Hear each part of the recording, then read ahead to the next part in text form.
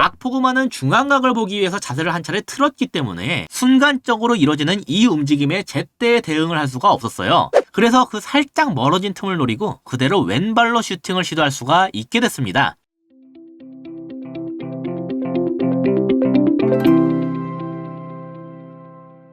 안녕하세요. 축구 보는 기자 축복입니다. 토트넘이 호펜하임에게 3대2 승리를 거뒀는데요. 3골 중 2골을 손흥민이 터뜨리면서 승리를 견인했다고 표현해도 무방할 수준의 활약을 펼쳤어요. 사실 경기 내용적으로 토트넘이 정말 많이 힘든 경기였습니다. 기대 득점값으로는 서로 비등비등했지만 슈팅 횟수에서는 거의 3배 가까이 차이가 났고 큰 기회를 맞이한 횟수도 2배나 차이가 날 정도였거든요. 게다가 손흥민이 넣은 2개의 득점은 큰 기회도 아니었어요. 펀몹 기준으로는 XG 값이 각각 0.08, 0.11로 책정되었는데 따라서 손흥민이 어려운 기회들을 잘 살린 덕에 넣을 수가 있었다는 거죠. 반대로 호펜하임은 그렇지 못했기 때문에 2골밖에 넣을 수가 없었다. 그래서 골을 결정짓는 능력을 가진 선수의 유무가 승패를 갈랐다고 할 수 있는 경기였습니다. 그래서 오늘은 그 손흥민의 득점 장면들에 대해 다뤄볼 건데요. 먼저 손흥민의 첫 번째 득점 장면부터 보겠습니다. 사실 행운도 많이 따라줬고 메디슨의 모습이 돋보였던 득점이었는데요. 지금은 호펜하임이 스로인을 하는 중이에요. 지금 토트넘의 모습을 보시면 마치 4-4-2처럼 서 있는 걸 알 수가 있죠. 이날 특히 전반전에 수비를 할 때 메디슨과 히샬리송이 마치 투톱처럼 서면서 최전방 수비를 담당했기 때문에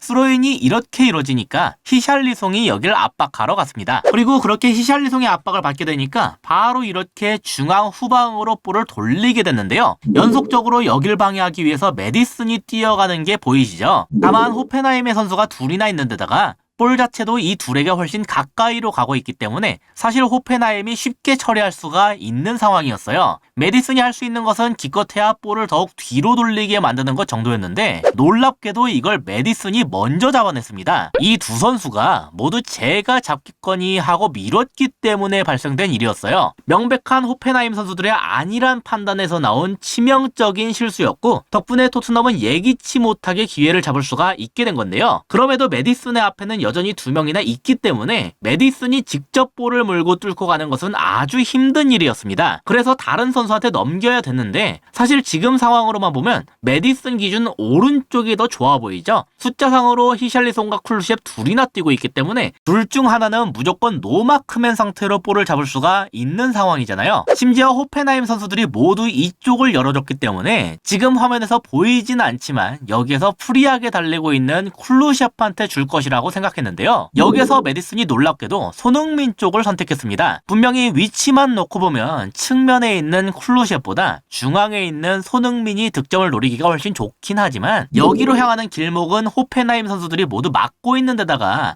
메디슨의 지금 몸 방향도 오른쪽을 향해 열린 상태이기 때문에 손흥민한테 줄 수가 없을 거라고 봤는데 순간적으로 오른발로 볼을 뒤로 잡아넣음과 동시에 몸을 돌리면서 손흥민 쪽으로 볼을 투입할 수 있도록 만들어 놓더군요. 확실히 메디슨이 볼을 다루는 능력이 좋은 선수라는 걸 다시금 느끼게 만드는 장면이었어요. 다만 그럼에도 여전히 이 선수가 그 패스 길목을 막고 있다는 게 문제였는데 워낙 메디슨이 순식간에 몸을 돌려놨기 때문에 이 움직임에 알맞게 대응을 할 수가 없었습니다. 지금은 몸의 방향을 완전히 골대 쪽으로 향한 채로 이렇게 뛰고 있는 중이죠. 그런데 패스가 본래 달리던 방향보다 뒤로 투입이 됐다는 게 치명적이었어요. 만약에 메디슨이 몸을 돌리는 작업이 느렸다면 엔소키도 그 시간 동안 몸의 방향을 제대로 돌려놓을 수가 있었겠지만 그럴 만한 시간적인 여유가 없이 볼이 투입된 거죠. 그래도 어떻게든 막아보려고 다리를 뻗어서 공을 건드리긴 했는데 그렇게 굴절이 됐음에도 결국 손흥민에게 투입되는 것 자체를 막아내지 못했습니다. 다만 그렇게 굴절이 됐기 때문에 패스의 속도가 줄어들었고 손흥민이 볼을 온전히 자기 것으로 만들기까지 약간의 시간이 걸렸기 때문에 손흥민보다 뒤에 있는 마크맨이 어느 정도는 따라붙을 수가 있게 됐어요. 그래서 완전히 잡아낼 수는 없더라도 슈팅각을 잡아낼 수 있을 정도의 위치까지 올라올 수가 있었는데요. 오히려 이게 호펜하임 입장에선 더 불운하게 됐습니다. 여기에서 시도한 손흥민의 슈팅이 이 태클에 맞고 굴절이 되면서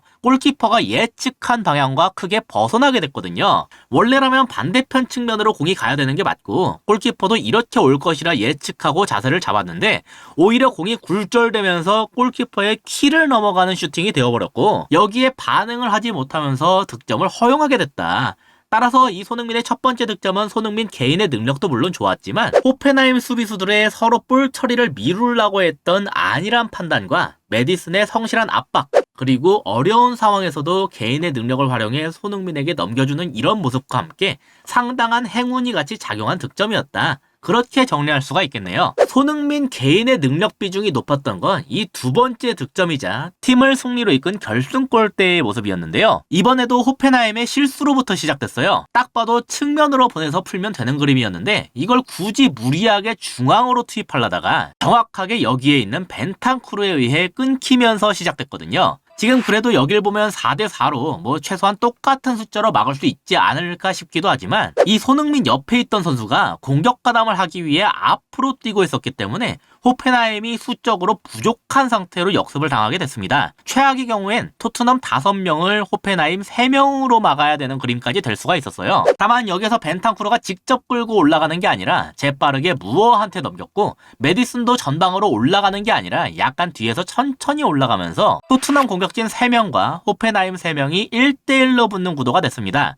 아마 이미 1점을 앞서고 있는 상황이고 이 당시의 흐름이 워낙 안 좋았기 때문에 공격적으로 올라가기보단 역습에 대비하기 위함이 아닐까 하고 추측되는데요. 따라서 여기서 볼을 넘겨받은 손흥민은 악포그마와의 1대1 대결을 이겨내야만 됐습니다. 손흥민이 약간 측면으로 쏠린 상황이기 때문에 악포그마는 손흥민의 오른발 각도를 최우선으로 잡고 있었어요. 딱 봐도 손흥민이 자신의 시그니처와도 같은 가마차기를 하기가 너무 좋은 그림이잖아요. 그러다가 손흥민이 순간적으로 오른발을 중앙으로 향했습니다. 안으로 접고 들어와서 때리겠다는 것이고 악포그마도 그래 이제야 너가 접는구나 싶었을 거예요. 그래서 악포그마도 이걸 저지르려고 딱 중앙을 잡고 있었는데 손흥민이 그 오른발로 공을 치고 중앙으로 가는 게 아니라 오른발은 헛다리로만 사용하고 즉시 왼발로 공을 치고 나갔습니다. 당연히 공도 중앙이 아니라 전방으로 향하게 되겠죠. 악포그마는 중앙각을 보기 위해서 자세를 한 차례 틀었기 때문에 순간적으로 이뤄지는 이 움직임에 제때 대응을 할 수가 없었어요. 그래서 그 살짝 멀어진 틈을 노리고 그대로 왼발로 슈팅을 시도할 수가 있게 됐습니다. 덕분에 첫 번째 골과는 다르게 굴절이 이루어지지 않아서 손흥민이 노리는 대로 반대편을 향해 그대로 뻗을 수가 있게 됐죠. 손흥민이 오른발과 왼발 모두로 정확하게 슈팅을 노릴 수 있기 때문에 시도할 수가 있는 속임수와 슈팅이었습니다. 그리고 사실 약간의 틈을 벌렸다곤 해도 이 선수의 태클 범위하고 골키퍼가 손을 뻗어서 닿을 수 있는 범위를 피해서 정확하게 반대편에 꽂아야 되기 때문에 성공하기가 굉장히 어려운 슈팅이었어요. 그렇기 때문에 XG 값도 0.08 수준으로 책정이 된 거겠죠. 하지만 그럼에도 불구하고 손흥민이 깔끔하게 성공을 시켰다. 슈팅 자체도 굉장히 깔끔했지만 경기 흐름까지 고려하면 더욱 대단하게 느껴지는 득점이었습니다. 후반전에 들어서면서 호펜하임이 완전히 파상 공세를 하는 구도였고 토트넘은 정말 계속해서 두들겨 맞기만 하는 구도가 됐었거든요. 토트넘이 이날 시도한 총 8개의 슈팅 중 7개가 전반에 이루어졌으니까 후반전을 통틀어서 시도된 슈팅이 바로 손흥민이 득점을 터뜨린 이것 하나였습니다. 근데 손흥민이 그 XG값 0.08짜리 슈팅 하나를 성공시킨 덕분에 토트넘이 이후에 한 골을 더 먹혔음에도 승리를 해낼 수가 있었다. 따라서 선수들의 골 결정력의 차이로 갈린 승부였다.